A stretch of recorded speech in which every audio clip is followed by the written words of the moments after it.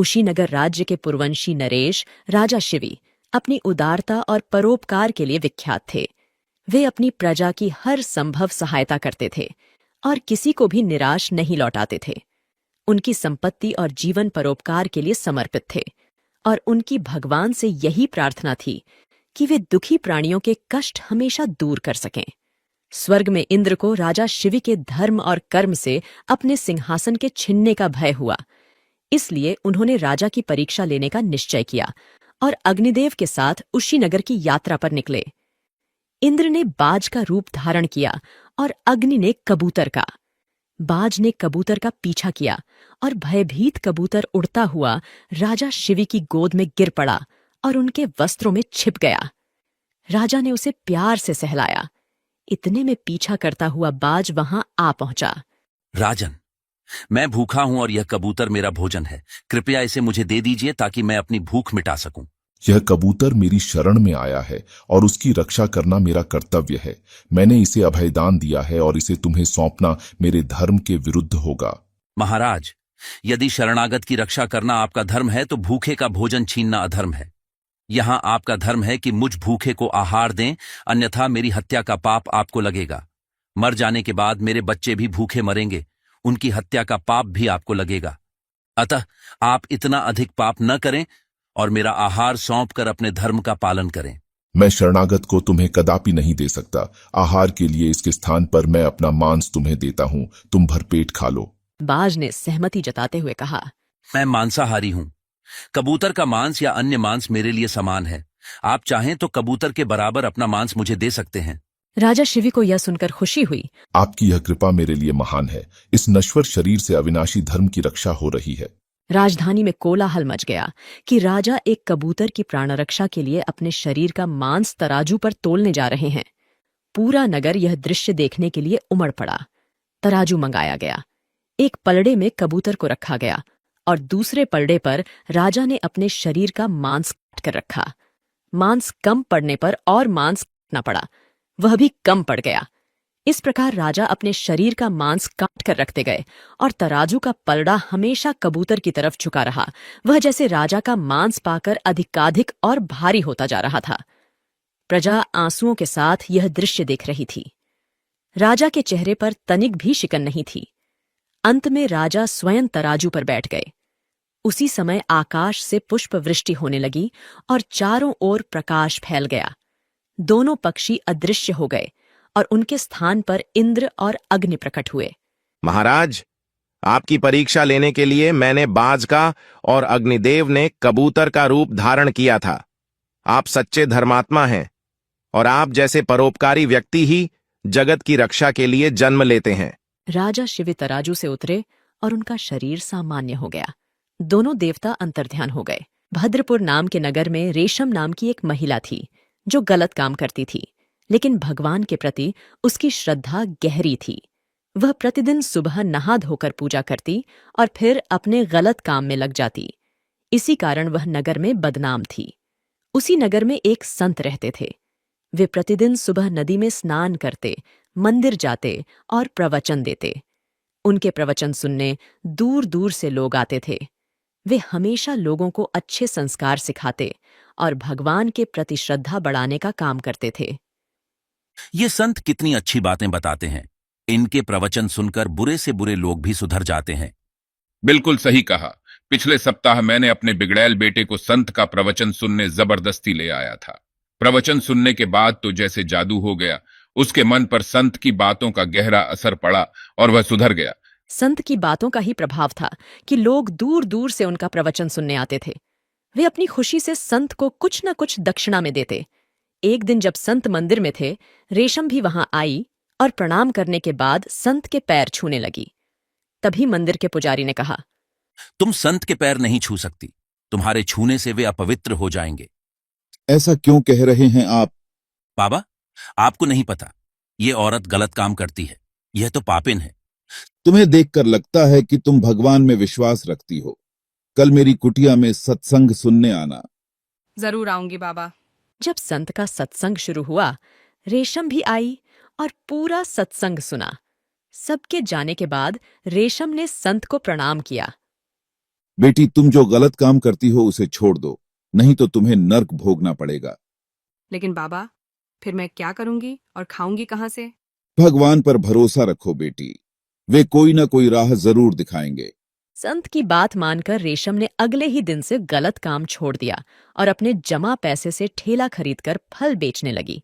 नगर के लोग उससे फल नहीं खरीदते थे, इसीलिए वह बाहर जाकर सस्ते दामों पर फल बेचती थी। उसकी अच्छी खासी बिक्री हो जाती और जो फल बचते वे गरीबों को दे देती। वह प्रतिदिन मंदिर जाकर भगवान के सामने माथा टेकती और रोज प्रवचन सुनती। इससे उसकी बुद्धि निर्मल और पवित्र हो गई।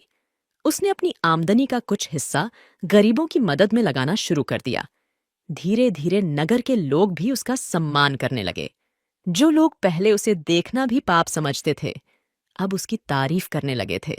देखो, ये वही महिला है जो कभी गलत काम करती थी लेकिन अब गरीबों की मदद करती है।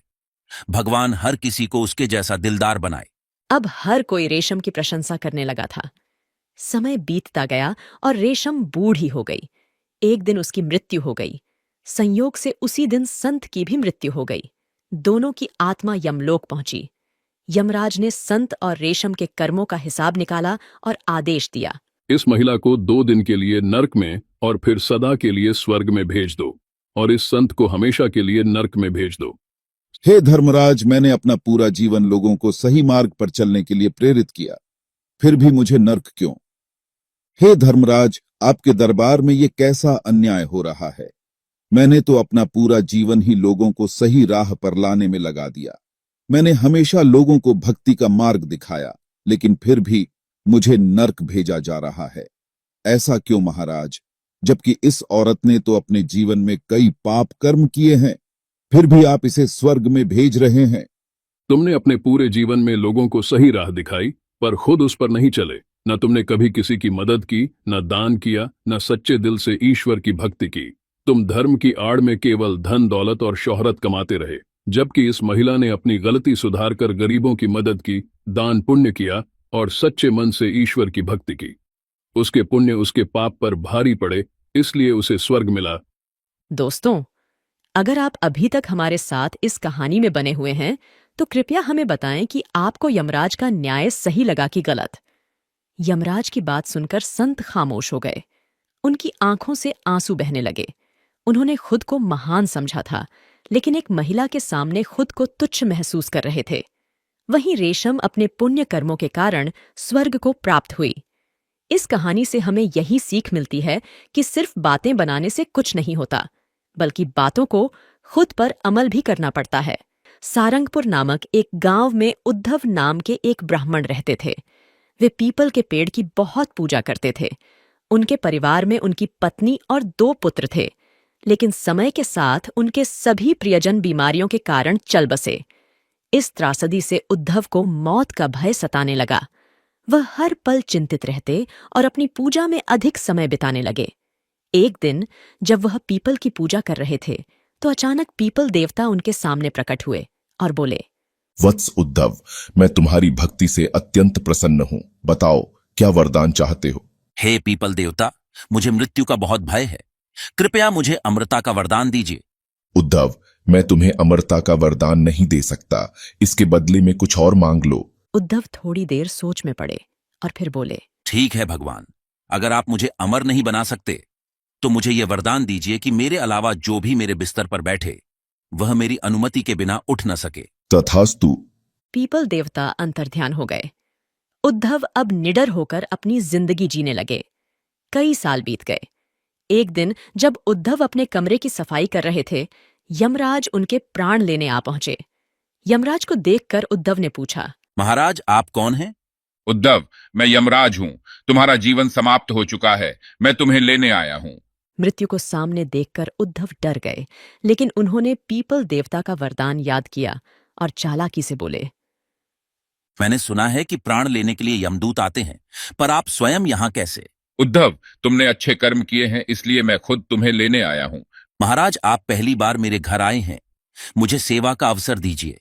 कृपया थोड़ी देर मेरे बिस्तर पर आराम करें। यमराज उनकी बातों में आ गए और बिस्तर पर बैठ गए। उद्धव मुस्कुराते हुए बोले, यमराज जी, अब आप मुझे यहां से नहीं ले जा सकते और खुद भी नहीं जा सकते। उद्धव, तुम क्या कह रहे हो? पीपल देवता ने वरदान दिया था कि मेरे अलावा इस बिस्तर पर जो भी बैठेगा वह मेरी अनुमति के बिना उठ नहीं सकेगा। इसलिए यमराज जी, आप यहां से तभी उठ सकते हैं जब मैं चाहूं। यमराज ने उठने की कोशिश की, लेकिन विफल रहे। आखिरकार यमराज बोले, उद्धव, मुझे यहां से उठने दो, मेरा काम ठप हो जाएगा, सृष्टि का संतुलन बिगड़ जाएगा। नहीं यमराज जी, आपका काम लोगों को मृत्यु देना है और मैं आपको बिठाकर लोगों को मरने से बचा रहा हूं। ये सोचकर वो मजे से खेत पर रहने लगते हैं और इधर यमराज उसके घर में कैद थे। एक दिन उद्धव ने देखा कि उनकी गाय को एक जंगली सुअर आकर काटने लगा है। ऐसे में वो अपना डंडा उठाते हैं और सुअर को निडर होकर मारने के लिए चले जाते हैं। वो सुअर को अपने डंडे से जोर जोर से मारने लगते हैं, लेकिन सुअर को कुछ नहीं होता। आखिरकार उनका डंडा टूट जाता है। तब वो सोचने लगते हैं, अगर इसने मुझे काट लिया तो भले ही मैं मरूंगा नहीं, लेकिन दर्द बहुत ज्यादा होगा। ये सोचकर वो वहां से भागने लग जाते हैं।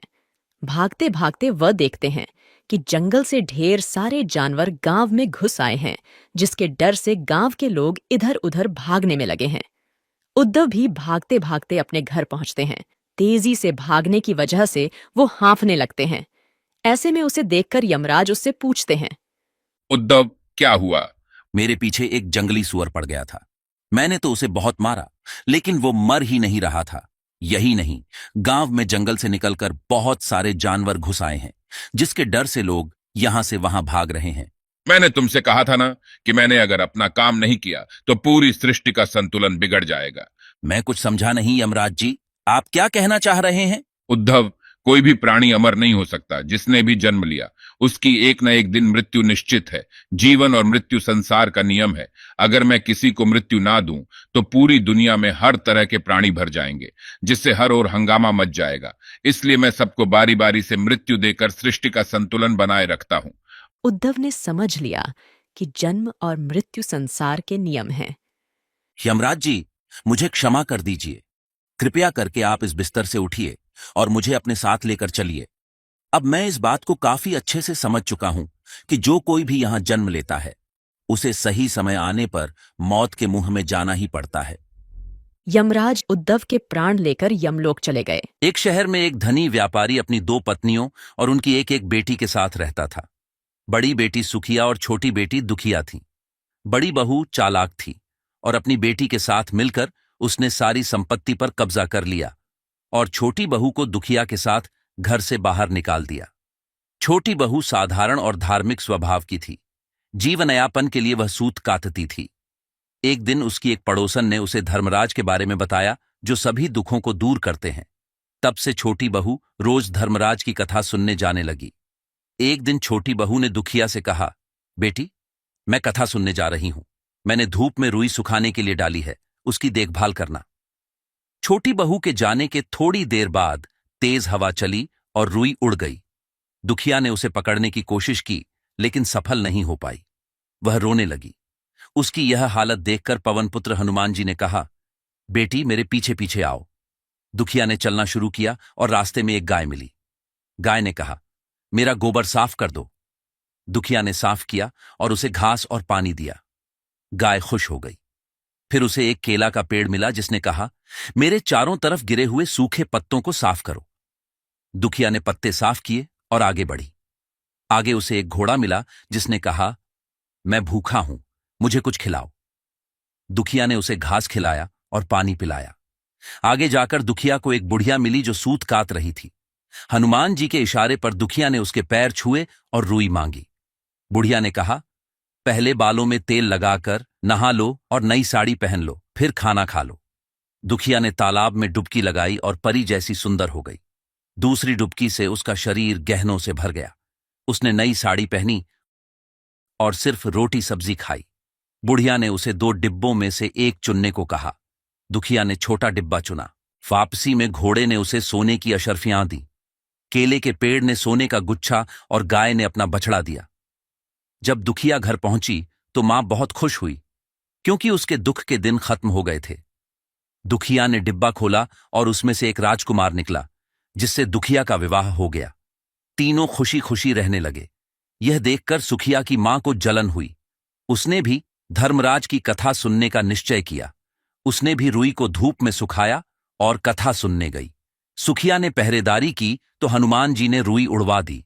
सुखिया ने हनुमान जी का पीछा किया। उसे भी रास्ते में गाय, पेड़ और घोड़ा मिले। सबने सुखिया से मदद मांगी, लेकिन उसने उन्हें ठुकरा दिया और बुढ़िया के पास पहुंची। उसने रुई और डिब्बा मांगा। बुढ़िया ने उसे भी नहाने को कहा। तालाब में डुबकी लगाते ही सुखिया क्रूप हो गई। उसने सबसे महंगी साड़ी पहनी और स्वादिष्ट भोजन खाया। जब बुढ़िया ने उसे 2 डिब्बों में से एक चुनने को कहा तो उसने बड़ा डिब्बा चुना। वापसी पर घोड़े ने उसे लात मारी, केले के पेड़ ने पत्तों की बारिश की और गाय ने उसे सींग मारकर भगा दिया। घर लौटने पर सुखिया ने डिब्बा खोला तो उसमें से एक अजगर निकला, जिसने उसे निगल लिया। उसकी मां ने उसे गायब देखकर रोना पीटना शुरू कर दिया।